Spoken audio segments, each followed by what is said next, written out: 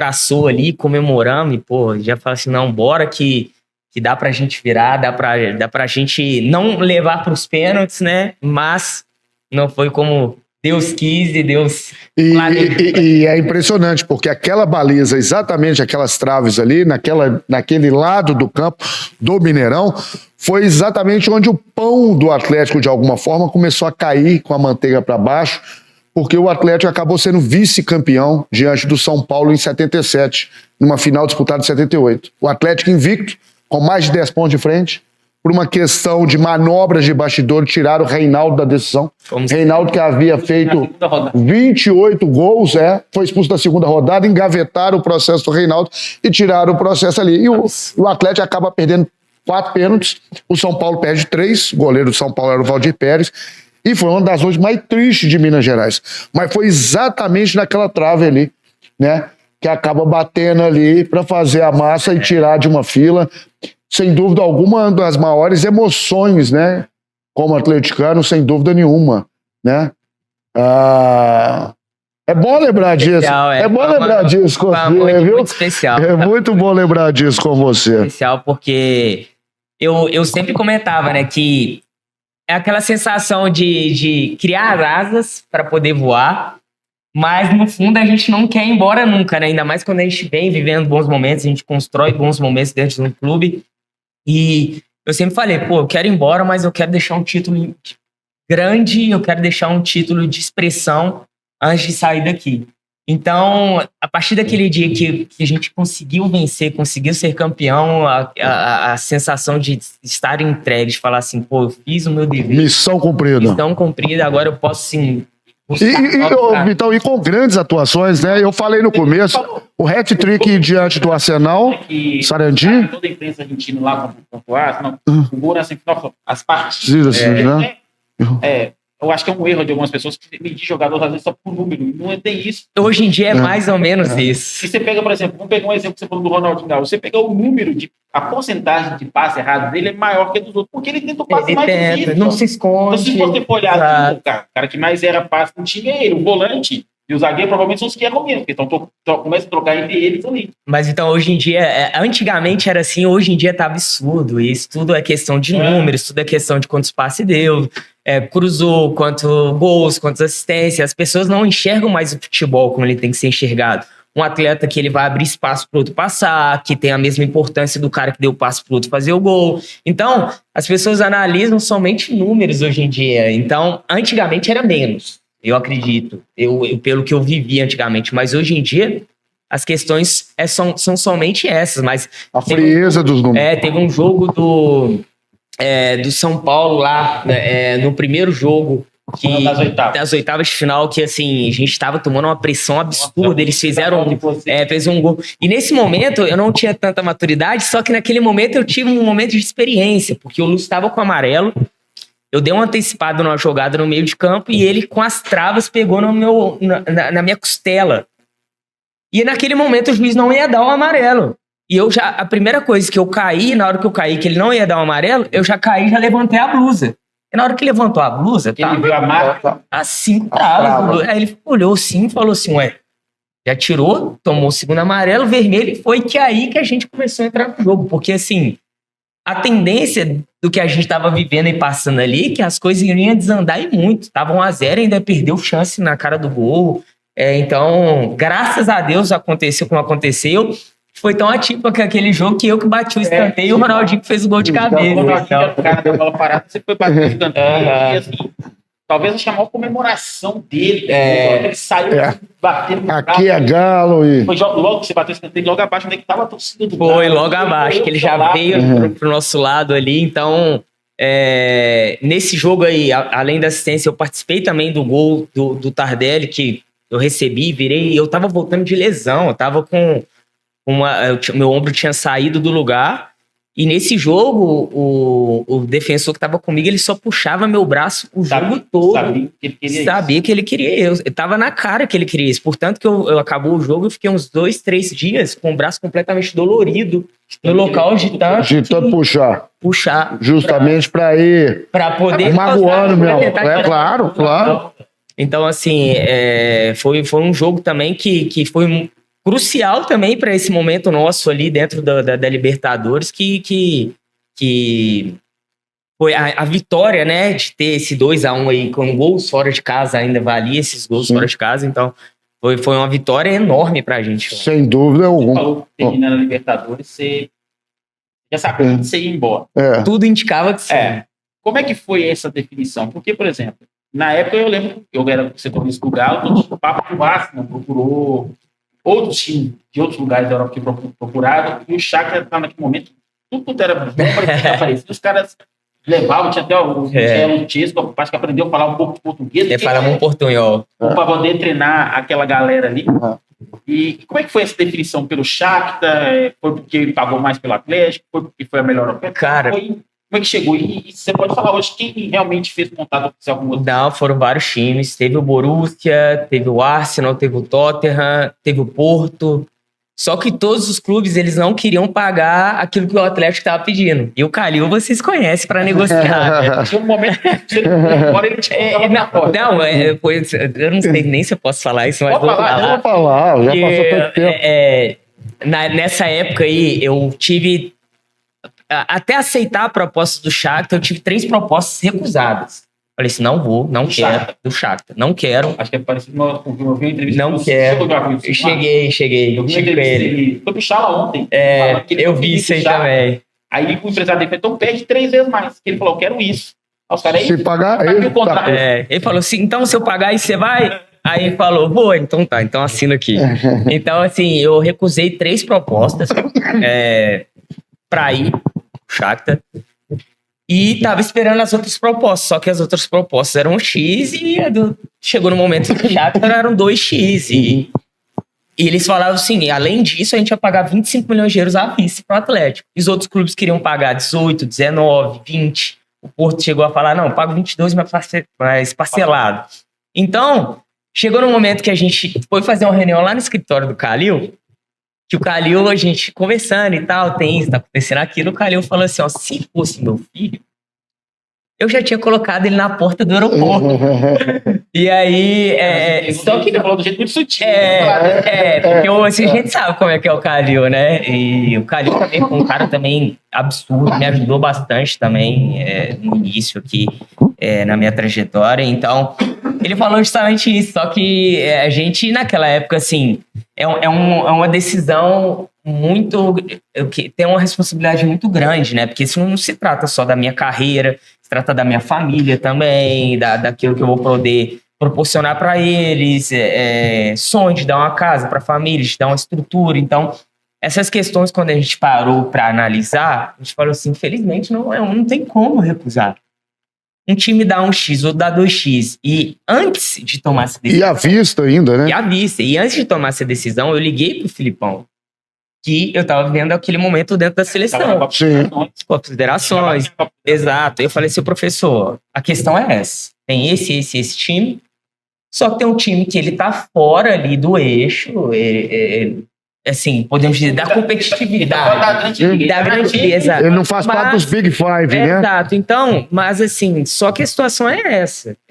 Tem isso e isso, ele falou assim, ó, a questão da confiança que ele me passou, justamente assim, pelo merecimento também daquilo que eu vinha fazendo, por estar na seleção, ele falou assim, ó, independente de onde você estiver, eu confio em você, eu sei do que você pode me dar dentro daquilo que eu penso, dentro da seleção, onde você estiver, eu vou te levar. Então, foi um momento assim que eu falei assim, pô... Tá resolvido. Tá resolvido.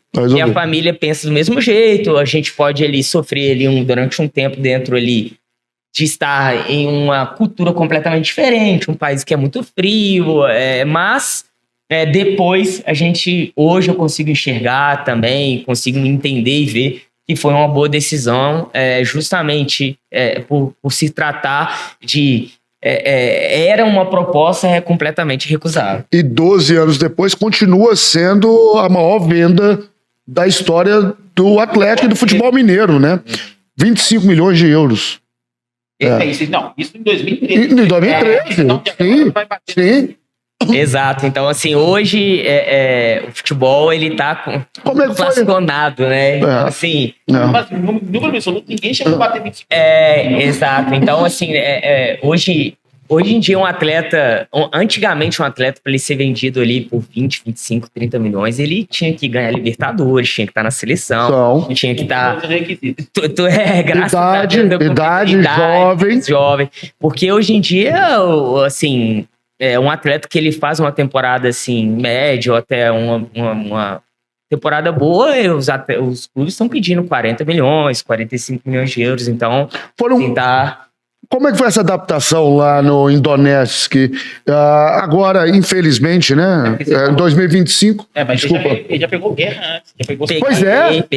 Então. Peguei os mais tensos lá, porque assim... Como é que é lá, Bernard? Cara, em Donetsk foi muito bom. É uma cidade interior. Foi uma cidade assim que... Quantos mil habitantes, mais ou menos, assim? Eu não sei te falar. Mas eu acredito que não chega nem... Isso é uma pesquisa aqui. Nem a 500 mil.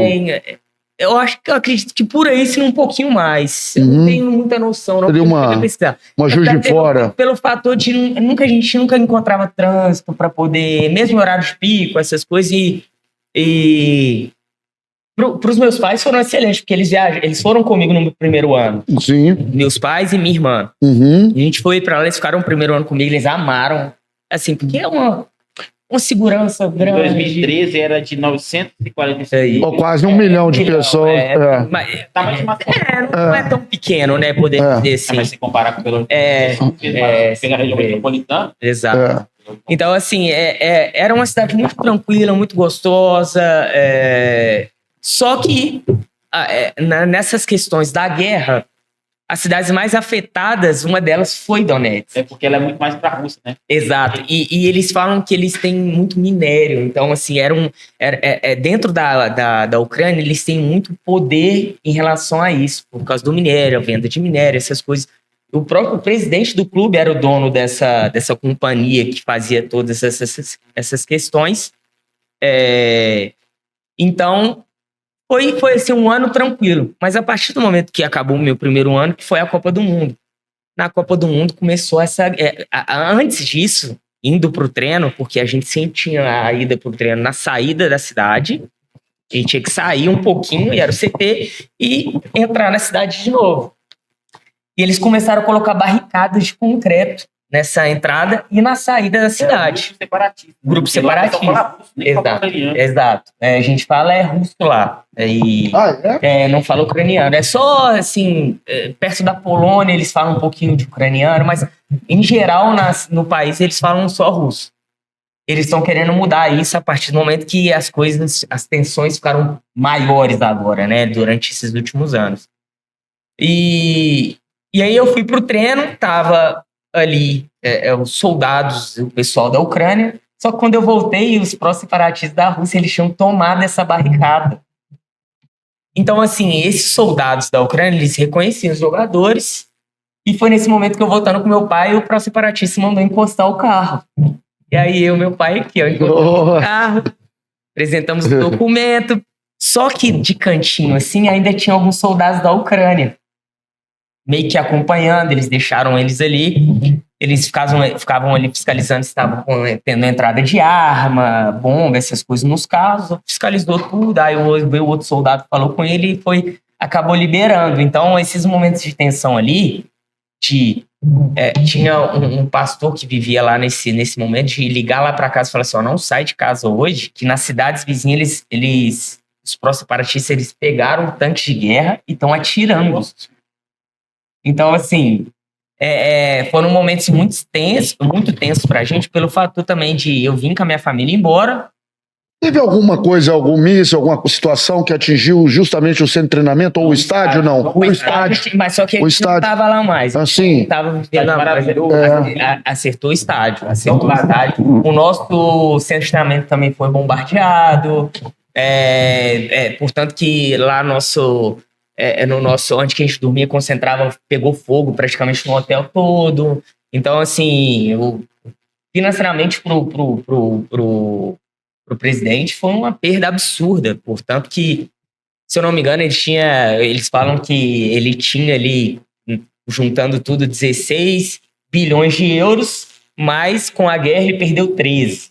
Então, assim, foi uma perda absurda que ele teve.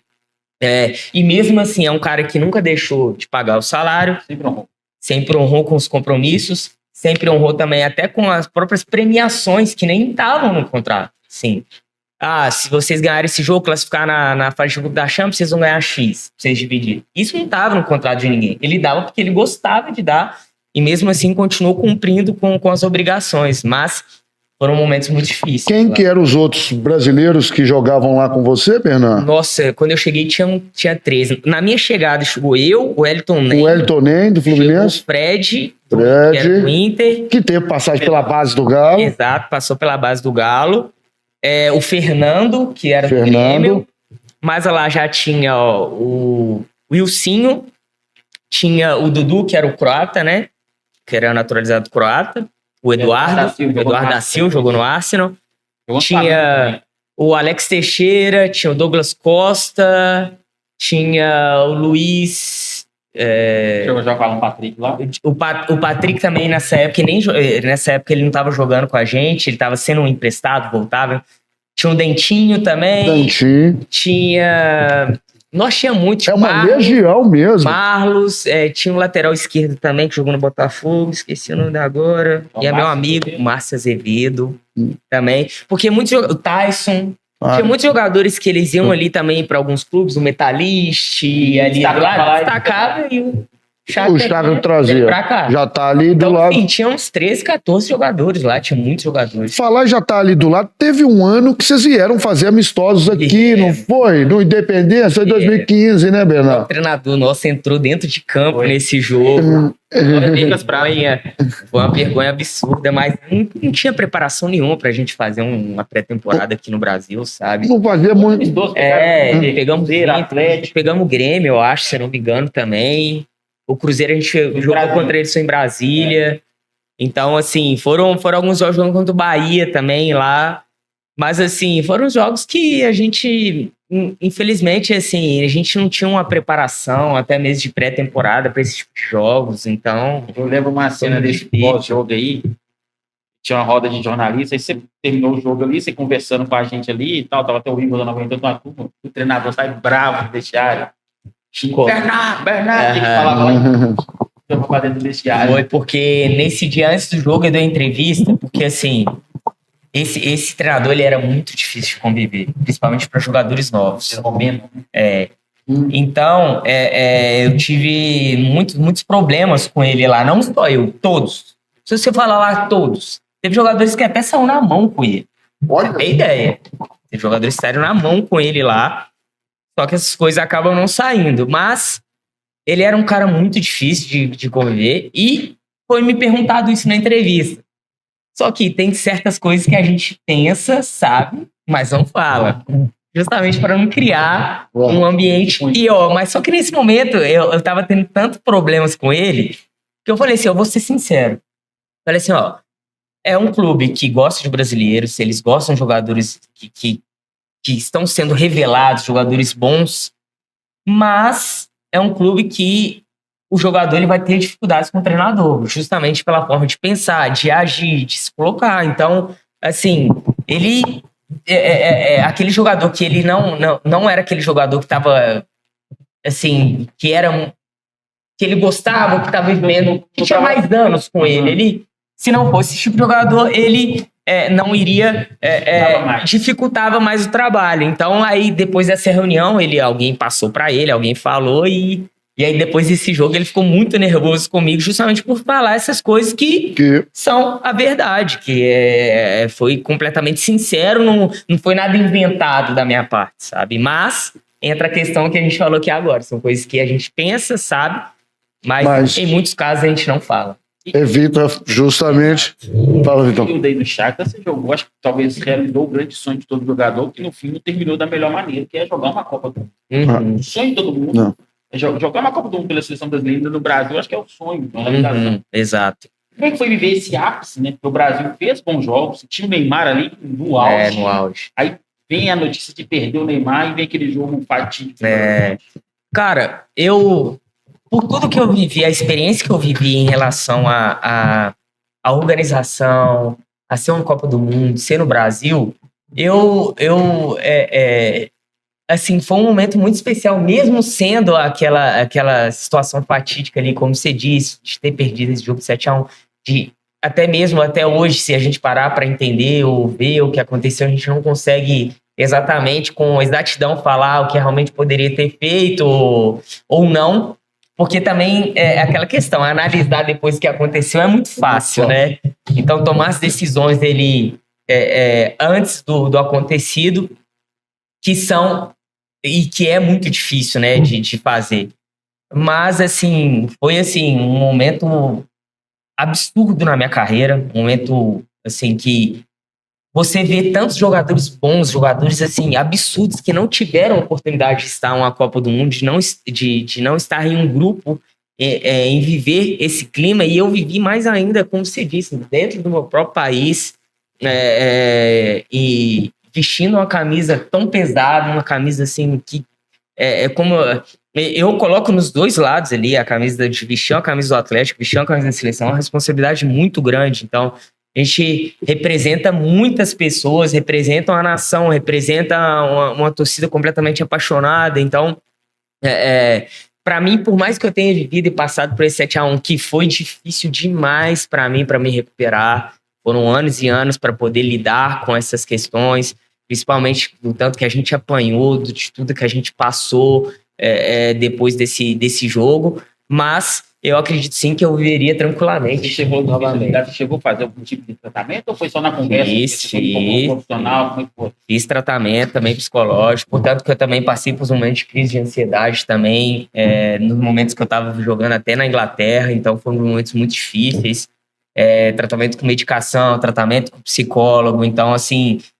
eu não fui aquele cara que falei assim, não, vou me virar sozinho. Eu sabia que teriam formas e jeitos e pessoas que poderiam me ajudar a me encontrar novamente. Então, nessas questões ali que eu procurei ajuda, que eu estava muito aberto para isso, que me ajudou bastante, mas foi, assim, realmente momentos muito difíceis para mim. Que legal você falar isso, né? Porque muitas vezes as pessoas não buscam ajuda e realmente faz uma diferença muito grande quando existe um trauma ou uma dificuldade, né? Acho que todos nós, eu acho muito válido. Você falou da Inglaterra, você sai então do Shakhtar e vai pro Everton. Eu não sei se todo mundo sabe, mas para jogar no futebol inglês, né? É um dos mais importantes do mundo, o mais competitivo e tal, tem que ter passado por seleção do país, né? Senão não tem como, até para manter o nível da competição e tudo mais. E você foi treinado pelo Ancelotti, que atualmente é técnico da seleção brasileira, verdade? O que ele tem? Ele venceu todas as grandes ligas. O cara acumula títulos.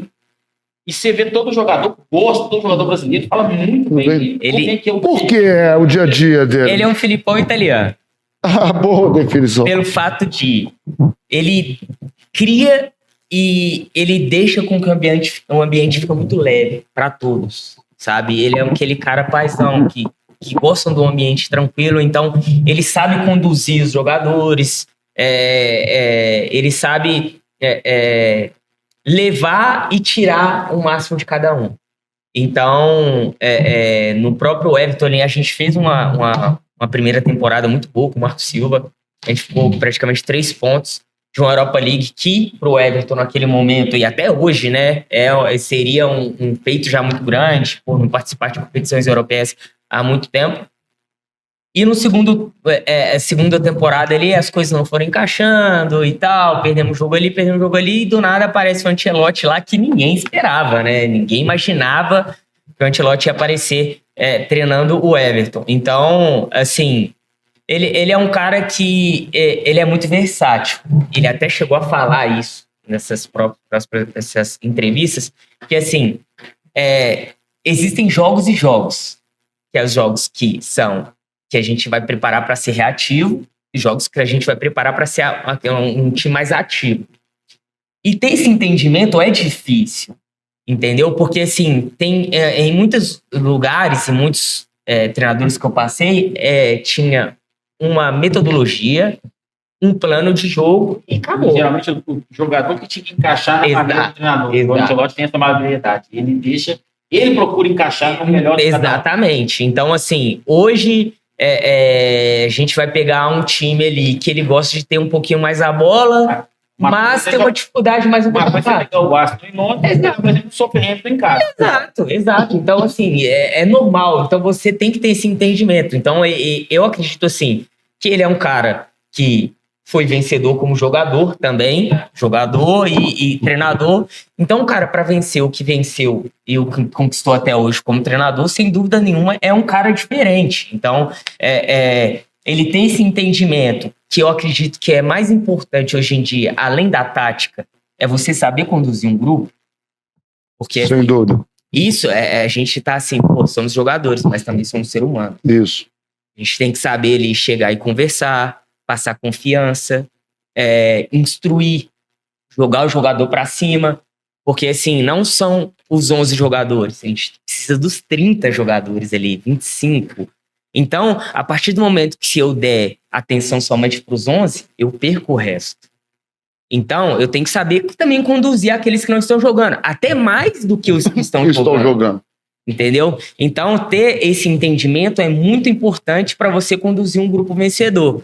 Então, ele tem essa questão de enxergar, de falar assim, eu vou apertar aqui e vou afrouxar um pouquinho mais aqui. Agora é o momento de apertar aqui. Então, ter esse entendimento é muito importante e eu sem dúvida, eu vi que ele tem. E, além do mais, ele tem, como a gente disse aqui, a parte tática que ele foi campeão onde passou. E agora tendo essa oportunidade, né, e contando com esse material humano, né, que é o jogador brasileiro, que é o que a gente fala, é o chefe francês, é o ninja japonês, é o jogador brasileiro que valoriza, né, e brilha nas principais ligas do mundo, né?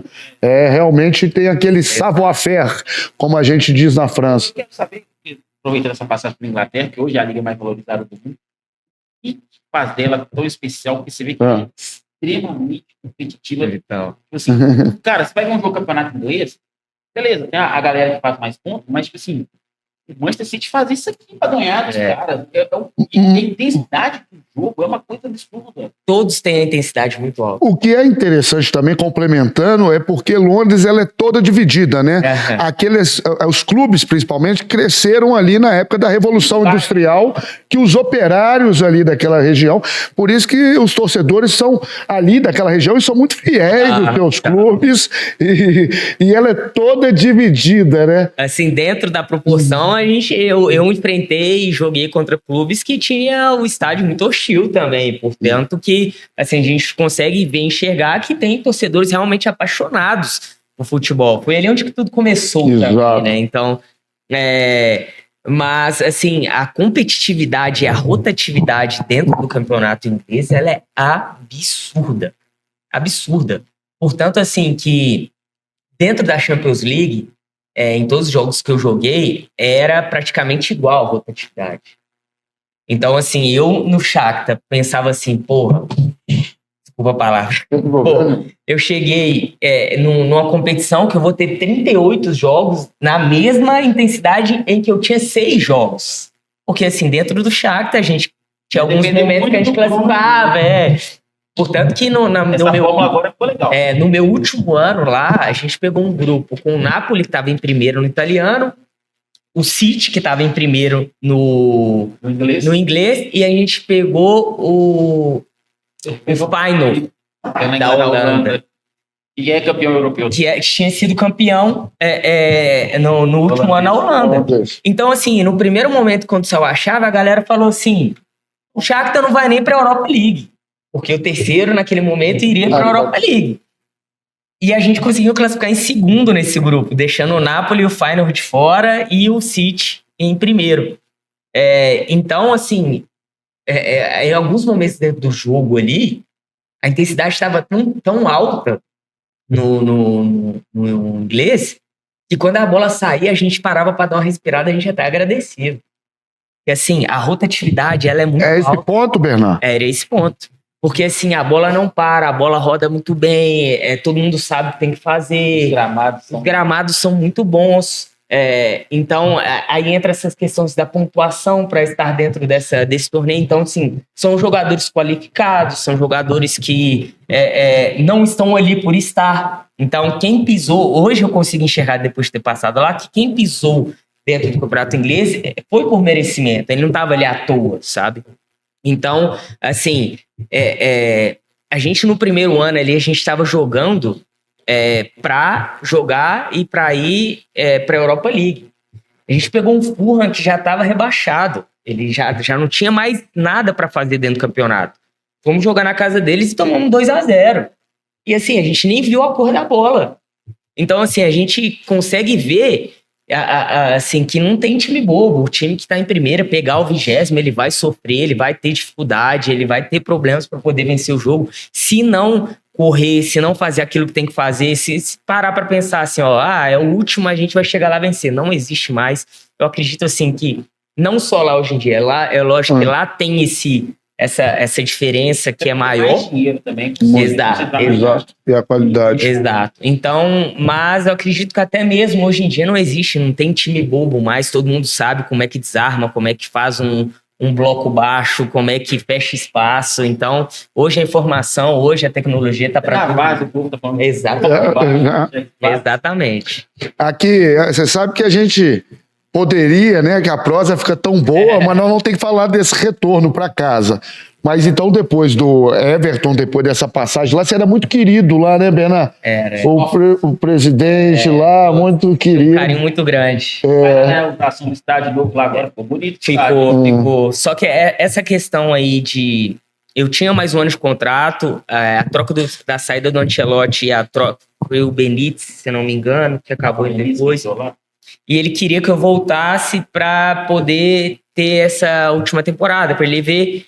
Só que essas questões minhas da crise de ansiedade, a questão do país ter um clima também bom, também isso acabou comigo muito, sabe? Porque eu já estava vivendo esses momentos de crise de ansiedade, então eu ia pro treino chovendo, voltava para casa, estava chovendo. Ali é complicado. No inverno, 3 horas da tarde. Então isso estava acabando comigo. Claro. E eu ficava só dentro de casa, e aí, sabe, essas questões, elas foram chegando de tomar decisão, assim, não, eu quero sair, eu não quero voltar, eu quero ir para outro canto.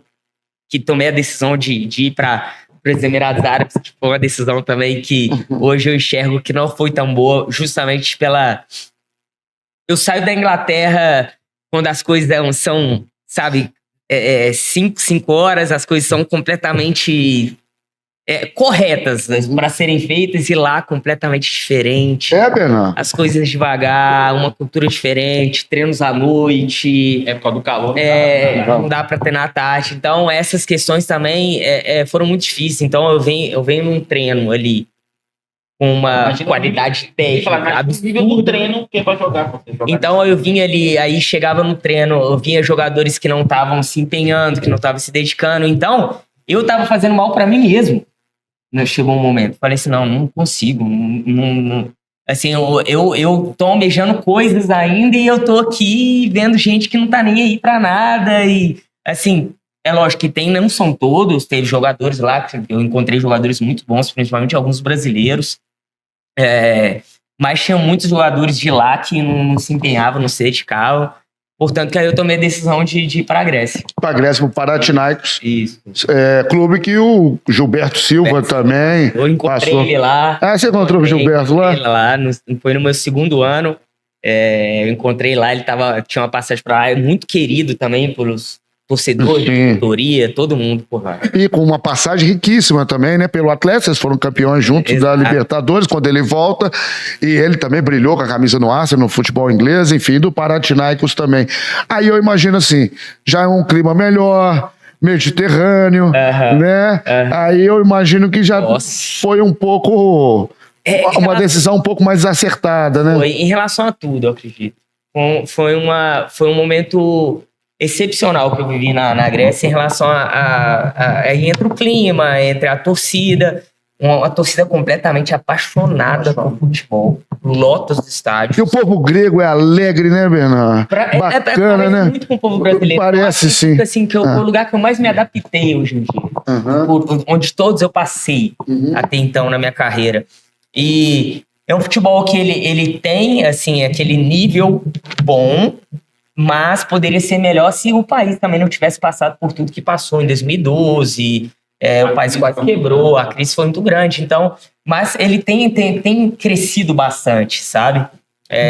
Tem bons times lá, o AEK, o próprio Olympiacos, o PAOK. Portanto, que nesses últimos anos eles têm mudado muito os próprios vencedores das ligas. Foi campeão recentemente da conferência. Foi, da conferência, verdade. E no meu último ano a gente foi campeão no Panathinaikos da Copa da Grécia. Tivemos para vencer o campeonato grego no primeiro ano. A gente estava com 14 pontos na frente, perdemos o campeonato. A Fórmula é um pouco diferente. Esse ano mudou mais ainda. Esse ano mudou mais ainda. Na minha época era assim, acho que se eu não me engano, eram 12 times, classificavam 6. Aí fazia hexagonal. Aí então você jogava praticamente com esses 6 4 vezes na temporada, né? Então era mais ou menos assim. Na Ucrânia ele passou a ser assim também uma época, depois das guerras que aconteceu lá, mas foi uma das, podemos dizer assim, de umas decisões boas que eu tive foi de ter ido para Panathinaikos, porque sim, também tive excelentes momentos lá. Também tá sempre na Europa, né? Sempre na Europa. Jogamos a Europa League lá também no meu segundo ano. Ali quando tem folga, dá para dar uma esticadinha até Santorini. Absurdo, 40 minutos de voo, tudo perto. Então, assim, tive o prazer de conhecer tudo lá, então... Qual que é a mais top para você ali? Vou te falar, Bolívar. As praias e as ilhas não conhecidas são as melhores. Então, pois é. E qual, por exemplo? Porque eu sei, Santorini é muito famoso, Nicosia, Atenas e tal. Os nomes são tão emocionantes de serem ditos, porque assim, eles não têm aquela grife que tem um Santorini. Porque assim, você vai para Santorini, você vai para Mykonos, os preços são exorbitantes. Preço para turista, né? Para turista, porque tá sempre cheio, é normal também, né? Claro, assim, uma ilha que eles vivem disso, né? Mas as outras ilhas, assim, mais tranquilas, águas cristalinas, um povoado, assim, tudo branquinho. Nossa, é maravilhoso. É um país, assim, absurdo mesmo, de que é muito lindo. E de repente, por exemplo, mas antes, só para perguntar, para brincar, porque é uma cultura dele, quebrou muito prato lá? Não quebrei, mas eu fui olha pra você ter ideia, eu quebrei prato em Dubai, num restaurante grego, mas não quebrei na Grécia. Mas eles têm uma cultura dessa lá mesmo, de quebrar muitos pratos. Quebrar muitos pratos, quer saber? Lá na Grécia, lugar maravilhoso, você estava super bem adaptado lá, jogando muito no Panathinaikos, porque eles não queriam te liberar, não queriam sair. E aí chegou a proposta do Galo, a conversa. Como é que iniciou essa conversa e quando foi que você tomou essa decisão? Eu quero voltar para o Vale lembrar aí, completando, que passaram 11 anos fora do Brasil e muito legal, porque quando você se despediu, né, e foi aquela venda, você falou assim, agora eu vou voltar, um dia eu volto. Eu vou voltar. Tinha chegado a hora de retornar, voltar para casa, Bernardo? Foi uma decisão, lógico, profissional, sem dúvida nenhuma, mas também uma decisão pessoal pelo fato de estar perto da minha família, sabe? Minhas irmãs sempre estavam viajando, sempre me visitavam, minha mãe também, mas meu pai não gosta muito de viajar. Então, essas questões de encontrar meu pai uma vez por ano também estava pesando muito para mim, porque são questões óbvias, a gente não sabe o dia de amanhã. Claro. Graças a Deus, minha família tá todo mundo com saúde, todo mundo bem, só que são momentos que a gente compartilha que viram memórias, né? Sem dúvida. Então, estar aqui hoje, e é lógico que assim, foi uma conversa para mim muito fácil ser resolvida para poder voltar. É lógico que entra as outras situações jurídicas, acertar salário, acertar a ida, acertar a representação. Mas a vontade do jogador. A vontade, eu falei assim, não, eu quero voltar também, porque eu amo o clube, eu tenho um carinho muito grande, eu sempre tive, desde o início da minha carreira, do porteiro ao cortador de grama, à tia da cozinha, eu tenho prazer de chegar aqui, de de cumprimentar, de poder perguntar. Se sentir em casa mesmo. Se sentir em casa, porque assim, eles se sentem também incluídos, sabe? E é muito importante para mim. Assim, eu não é porque eu tô falando na câmera, mas todo mundo que me conhece sabe isso. Eu gosto de chegar, perguntar como é que tá, se precisa de alguma coisa. Porque esse ambiente, a partir do momento que a gente cria um ambiente de família, um ambiente gostoso, é assim que as coisas começam a dar certo, que as coisas começam a caminhar. E entra o lado do ser humano também, não é só chegar aqui, não é só fazer o meu trabalho e ir embora, simplesmente. Então, o futebol não é só isso. Apesar de muitas pessoas enxergarem como uma forma que precisa vencer, é lógico que precisa vencer, é lógico que precisa conquistar títulos, entendo, mas não é só isso, sabe? Então foi uma conversa muito fácil para mim, portanto que eu falei com o meu empresário, eu acredito que é um momento, quero estar perto da minha família, dentro da minha cidade, conheço tudo aqui, conheço o CT. A torcida do Galo também conhece. Então, assim, foi uma conversa muito fácil em relação a isso, pelo meu carinho que eu tenho pelo clube e por amar também essa instituição, de saber da responsabilidade, querer dar mais também pela instituição, pelo clube. Então, essa decisão para mim foi muito assertiva, justamente que entra o que você disse, foram 11 anos fora, então é uma vida lá fora, então eu já rodei, já passei por muitos lugares, então era o momento de voltar para casa. Você acabou de falar aí dessa relação com a cidade do Galo, com Belo Horizonte, com a massa do Galo, com o seu treinamento, com as pessoas que aqui trabalham. Você é muito querido também, né? Você é um menino bom, como você diz. Mas tem uma frase que fala o seguinte: quando você acha que sabe todas as respostas, a vida muda todas as perguntas. Essa adaptação, de novo, certamente não foi exatamente o que você imaginava. Não. Por quê, Bernard? Olha, é muita coisa para ser falada, né? E aí entra as questões de a gente sabe de muito, observa muito, vê muito, mas não pode falar muito, né? Então, foram várias questões, não só da temporada passada, essa temporada também. Então, mas entre essas questões que no qual você disse e que eu disse antes, eu tento sempre achar formas e jeitos de fazer as coisas se tornarem melhores. Portanto, que quem me vê nos treinos aqui, quem me vê nos jogos, eu sempre tenho a mesma fome, sempre a mesma vontade, jogando, não jogando, porque eu sei do que eu posso, sei que eu não esqueci e sei do que eu posso colocar também. Então, continuo me dedicando, continuo me esforçando, entregando o meu máximo, porque é isso que a torcida espera e é isso que eu sempre fiz dentro da minha carreira.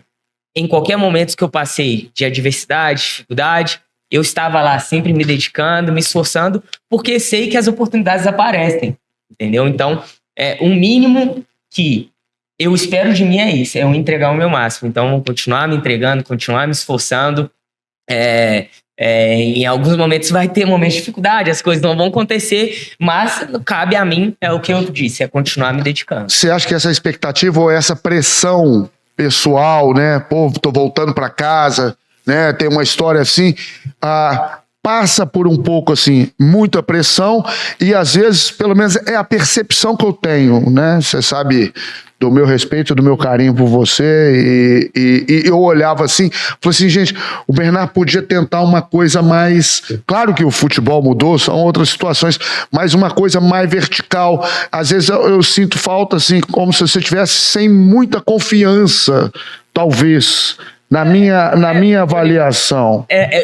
Eu concordo que em alguns momentos pode ser até falta de confiança, justamente por falta de ritmo, por o jogador hoje em dia que ele, a partir do momento que ele entra no segundo tempo, ele é aquele cara que não pode errar muito.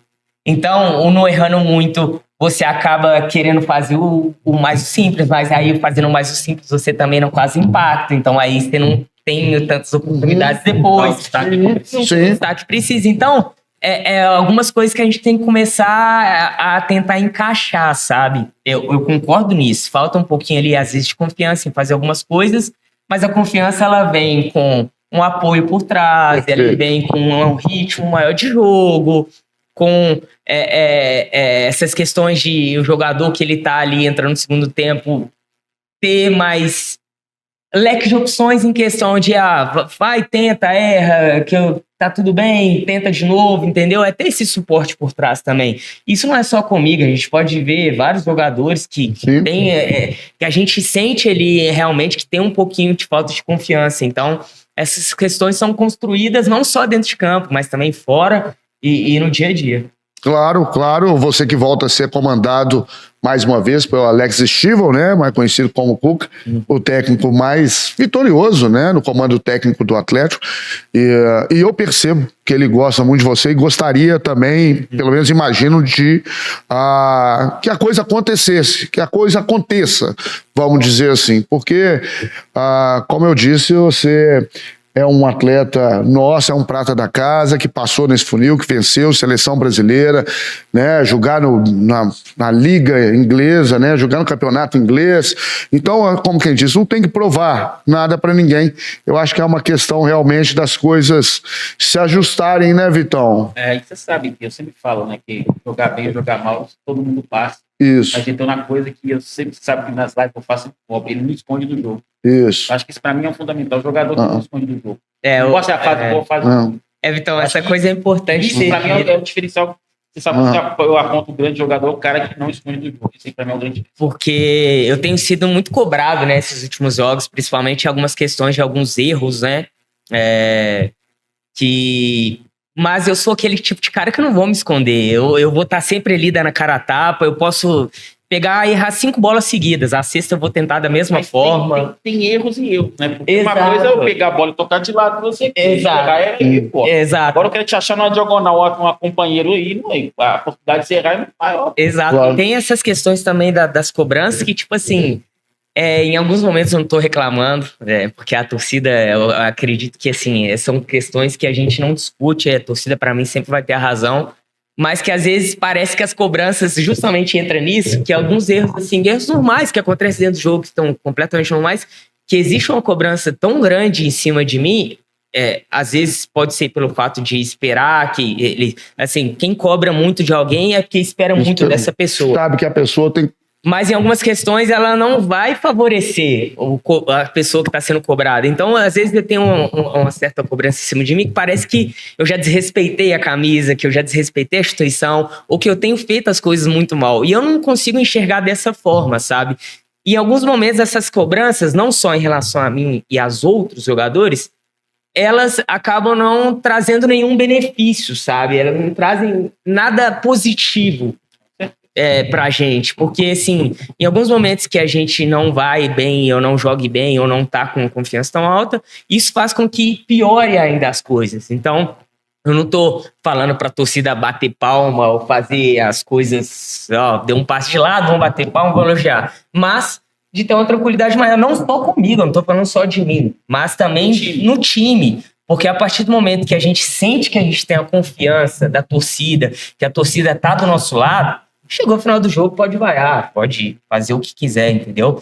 Mas eu acredito que dentro do jogo ela não vai trazer nenhum benefício pra gente que tá ali dentro de campo, porque a gente assim, se eu erro, não é porque eu quero errar, eu quero acertar. Se eu pudesse, no momento que entrei dentro da partida, falar assim, hoje eu quero acertar 100% das coisas, seja chute, cruzamento, passe. Eu queria, mas as coisas não funcionam dessa forma. O jogo, eu vou errar, o jogador X vai errar, o Y vai errar, o N vai errar, mas a partir do momento que a gente tem o apoio da nossa própria torcida, isso faz com que a gente possa tentar novamente. E a torcida do Atlético sempre se notabilizou, né? Com times até muito mais frágeis, né, inferiores de apoiar e de abraçar, né, e eu acho que houve uma mudança no Brasil de uma maneira geral depois das arenas, depois de Copa do Mundo, da forma da torcida se comportar de alguma forma, e tenho a certeza que não falo só por mim, eu acho que boa parte da torcida do Atlético tem essa confiança e espera que realmente isso aconteça, né? Para terminar, inclusive, agora nós vamos viver, não sei quando que vai ao ar essa temporada, esse episódio, mas tem uma janela onde teve uma declaração, uma coletiva do Rafael Menin, que deixa claro a possibilidade de saída de jogadores. Na sua cabeça, passa alguma coisa por aí ou não? É manter? Como é que você tem visto esse momento e essa janela que vai abrir e essa necessidade que o Atlético vai ter agora de precisar, porque tem uma situação muito complicada financeiramente, isso está público e vai precisar, como quem diz, se reorganizar, vamos dizer assim, Bernardo? É normal, né, Bolívar, para o time sobreviver a partir do momento que ele está vivendo problemas financeiros, ele tem que achar alternativas de venda de jogadores, né? Eu, tanto no início do ano como esse ano, para essa janela tem proposta, sim, para poder sair novamente para a Europa, mas até então eu estou tranquilo, eu estou mantendo a minha cabeça aqui, sabendo que eu posso fazer grandes coisas aqui ainda, então continuar focado, concentrado aqui mesmo, todos os dias, como eu faço dentro dos treinos, com a mentalidade de continuar fazendo história mesmo dentro do Atlético, porque a gente sabe que esses momentos difíceis também passam, os momentos bons chegam, então a gente tem que ter resiliência e ter a capacidade de entender e a paciência de falar assim, pô, beleza, as coisas não estão acontecendo, mas vai chegar um momento que vai. E então a gente tem que ser forte nesses momentos difíceis. Eu estou te perguntando isso porque eu tive o prazer também de bater papo com o nosso Rubens, né? E você acabou de usar uma frase aí, tudo passa, e ele estava tatuado aqui, tudo passa, né? Verdade. E ele, que é um prata da casa, assim como você, eu perguntei para ele o que significava e ele falou, poucas pessoas sabem, que ele teve uma fratura na coluna, ele ficou 4 meses engessado, deitado lá na Cidade do Galo. Então, realmente não é fácil. Só vocês sabem, a vida é feita de dificuldade, a grandeza do homem está em superá-las. Muito prazer em revê-lo. Você tá bonito, como se diz, né, a música. Obrigado pelo carinho de sempre. Sucesso do fundo do coração, tá? Um prazer imenso reencontrá-lo. Todo sucesso do mundo, viu? Obrigado, amigo. Obrigado a você. Então, Deus abençoe. Um prazer incrível, de verdade, estar aqui com vocês. Foi uma conversa muito gostosa. Nem lembro a última vez que eu tinha dado uma entrevista. Eu já estava recusando bastante as entrevistas aqui, justamente assim, de ter esse momento para mim, de enxergar que as coisas não estão indo tão bem, então, de ter um momento ali de pensar. Então, ter um convite como o seu, é lógico que é irrecusável. Eu fico muito feliz com o convite de estar participando. Então, foi um dia especial aí pra gente, sem dúvida nenhuma. E eu vou guardar com muito carinho. Obrigado, sou eu que agradeço, assim como eu agradeço também ao Atlético, ao Fabrício que está aqui acompanhando aqui conosco. Obrigado, viu, Fabrício? A você, ao Felipe, ao Pedro, ao nosso diretor de comunicação também, Domênico Bering. A Carol tá aqui também. A Carol também. Carol tá de costas ali, caladinha. Obrigado, Carol. Concentrada, tá varando. Então, toda essa equipe do Atlético aqui, que abriu mais uma vez, né, a portas da Cidade do Galo pra gente bater esse papo, resenhar. Muito obrigado. Obrigado, Vitão. Eu que agradeço. Valeu. Obrigado, Massa do Galo. Se gostou, deixe de deixar o like não. Se não for inscrito no canal, faça a sua inscrição, ative as notificações. Sempre tem muita conversa boa por aí, tá? Hoje foi realmente um prazer conversar com Bernard Anísio Caldeira Duarte, 154 jogos com a camisa do Galo, né? Conquistou a Libertadores, 3 mineiros e tem a veia, o sangue alvinegro. Aliás, felizes são aqueles que têm o Galo no coração. Valeu, muito obrigado.